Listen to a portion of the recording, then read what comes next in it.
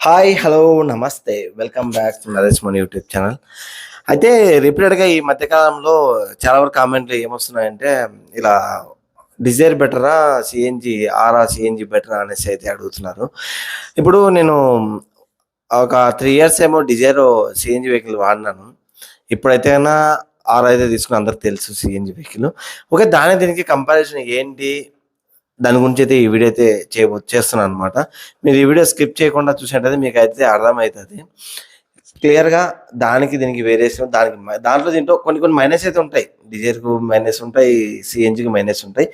నేను ఎందుకోసం మెయిన్ ఎస్పెషల్‌గా నేను ఆరా వెహికల్ తీసుకున్నా అనేసి అయితే చెప్తాను.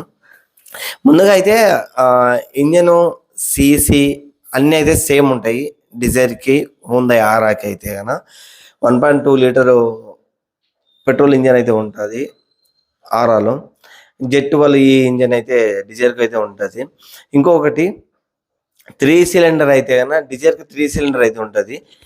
ఆరాకైతే 4 సిలిండర్ ఉంటది. ఇంజన్ వరకు అయితే గన ఓన్లీ ఇదొక్కటే తేడా అయితే ఉంటది. ఇంగా రిమైనింగు ఔట్ సైడు, ఇన్‌సైడు మొత్తం బూట్ స్పేస్ అన్నీ అయితే కవర్ చేస్తాను ఈ వీడియోలో అయితే గన. ఇప్పుడు ముందుగా అయితే గన నాకు మెయిన్‌గా నచ్చిందయితే గన సీఎన్‌జీ ట్యాంకీ ప్లస్సు సీఎన్‌జీ ట్యాంకీ ప్లేస్‌లో ఉన్న బూట్ స్పేస్. బూట్ స్పేస్‌లో సీఎన్‌జీ సిలిండర్ అయితే ఉంటది కదా! అందులో నాకు హ్యుందాయ్ ఆరా సీఎన్‌జీ వెహికల్‌కి అయితే గన కొంచెం ఎక్కువైతే అనిపించింది. ఒకసారి మీరు కూడా చూడండి. డీజిల్‌తో కంపేర్ చేసుకుంటే గన సిలిండరు పెద్దది. 10 కేజీ సీఎన్‌జీ అయితే కెపాసిటీ అయితే ఉంటది. కంపెనీ ఫిట్టెడే. మరి ప్లస్ బూట్ స్పేస్ కూడా ఒక బెత్తడు స్పేస్ అయితే కొంచెం ఎక్కువైతే ఉంటది. చూడనీకైతే చాలా పెద్దగా అనిపిస్తది. డీజిల్‌తో పోల్చుకుంటే గన. ప్లస్ ఇంకొకటి డిక్కీ స్పేస్ అయితే కొంచెం పెద్దగా ఉండడం వల్ల ఎనకాల స్పేస్ అనేది కొంచెం పెద్దగా అనిపిస్తది. అవుట్‌లుక్ నుంచి చూస్తే గన. ఇంకొకటి బ్యాక్ సైడ్ సీటు నీ స్పేస్ కూడా మీరు చూసినట్లయితే గన కొంచెం వేరియేషన్ అయితే ఆరాకైతే కొంచెం ఎక్కువ అనిపిస్తది. ఇంకోటి front driving seat, co passenger seat ముందు వ్యూ చూసినా గూడా కొంచెము వేరియేషన్ అయితే ఉంటది. ఇంచుమించు కొంచెం అంటే అనిపిస్తది. కొంచెం కూర్చునేప్పుడు గానీ, నీ స్పేసు కంఫర్టబుల్ గూడా అంటే సీట్స్ మొత్తం అన్ని కంఫర్టబుల్ అంతా సేమ్ ఉంటది.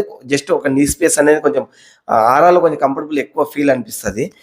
ఇంకొకటి మే ఆహ్, డిజైర్ వెహికల్‌కి ముందర ఇంజిన్ మూతయితే గనక కొంచెం లెంతీ అయితే ఉంటదనమాట. కొంచెం ఇది ఆరాకైతే కొంచెం తక్కువ అనిపిస్తది. ఎందుకంటే గన ఇప్పుడు హ్యుందాయ్ ఆరాకి ముందర ఇంజను మూతయితే కొంచెం చిన్నగా ఇచ్చేసి మొత్తం వెనకాల సీటు, బూట్ స్పేస్ అదైతే పెంచిందనమాట. దీనికి వేరియేషన్ అయితే అది ఉంటది.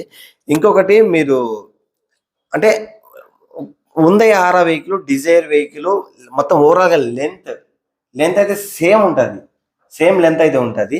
ప్లస్ ఒక వెడల్పు అయితే ఉంటది గదా! కారు వెడల్పు అయితే గన కొంచెము ఆరాకి డిజైర్ కంపేర్ చేసుకుంటే డిజైర్ కొంచెం వెడల్పు ఎక్కువుంటది. లోపల సీటింగ్ లెంత్ అంతా సేమ్ ఉంటది. జస్ట్ డోర్ దగ్గర అందుకు కొంచెం వెడల్పు అయితే గనక కొంచెం పెద్దగా అనిపిస్తది డిజైరు. ఆరా కొంచెం చిన్నగా అనిపిస్తది. అదర్‌వైజ్ మొత్తం ఓవరాల్‌గా అయితే సేమే.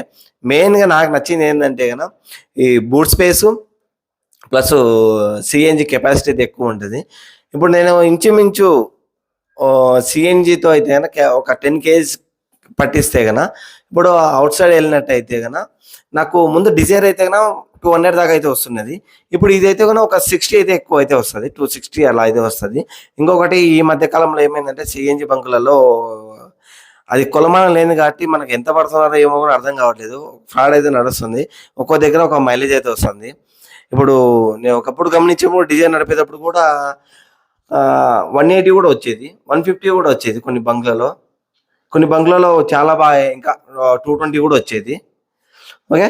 ఓవరాల్‌గా అయితే గన ఇప్పుడు డిజైర్ ఇన్ని రోజులు ఒక 3,50,000 దాకా అయితే నేను నడిపాను.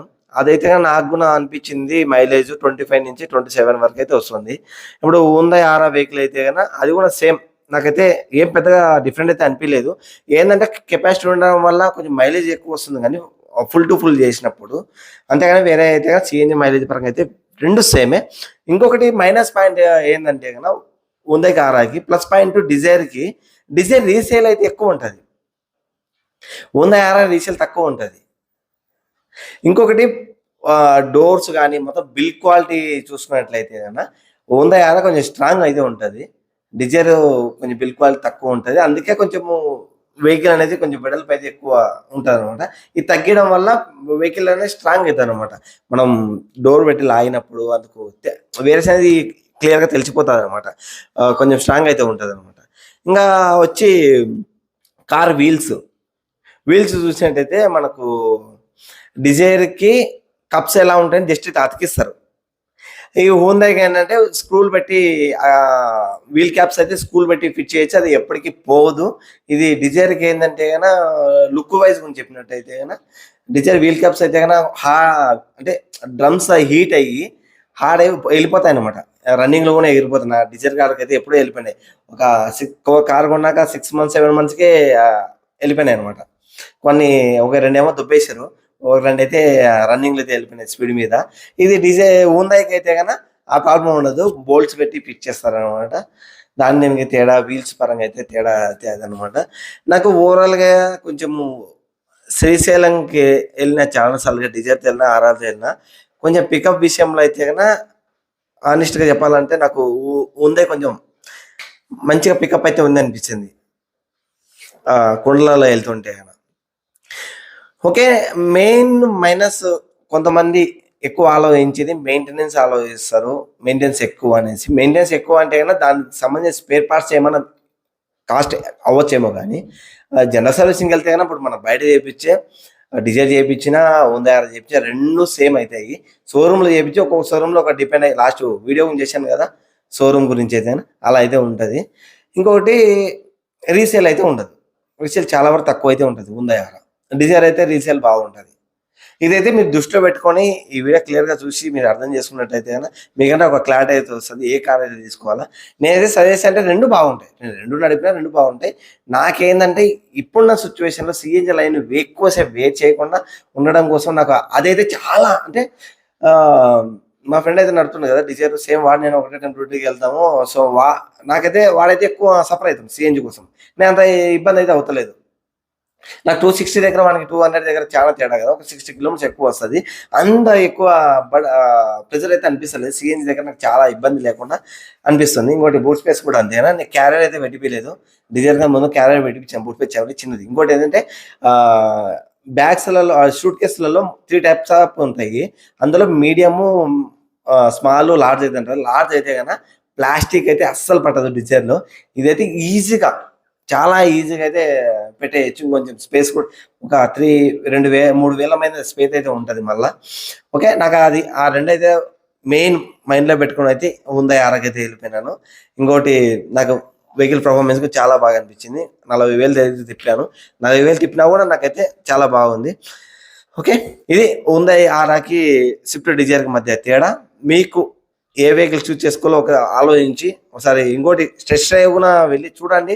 టెస్ట్ డ్రైవ్ చేసి చూసుకొని కంపేర్ చేసుకొని డిసిషన్ తీసుకొని వెహికల్ అయితే చూడండి. ఇంకోటి వెహికల్ ప్రైస్ అయితే గన డిజైర్ ఒక 30,000 ఎక్కువైతే ఉంటది. హుందాయ్ ఆరా వెహికల్ సీఎన్‌జీ వెహికల్ 30,000 అయితే తక్కువైతే ఉంటది. ఓకే. మీరు 2 ఒకసారి కంపేర్ చేసుకొని ఒకసారి అయితే తీసుకోండి. ఇంకోటేందంటే మెయిన్‌గా బిల్డ్ క్వాలిటీ కూడా చాలా బాగుండడం ప్లస్సు సీఎన్‌జీ, బూట్ స్పేస్ ఆ 3 మైండ్‌లో పెట్టయితే నేను మెయిన్ హుందాయ్‌కైతే ఎళ్ళినాను. Okay. Thank you for watching video. ఇలాంటి మరెన్నెన్నో మన కార్ సంబంధించిన గాని, ఇన్ఫర్మేటివ్ వీడియోస్ కానీ, డ్రైవర్ రిలేటెడ్‌గా పర్సనల్ వెహికల్ యూజ్ చేసి సులభతరమయ్యే వీడియోస్ ఏదైనా చేస్తూ ఉంటా.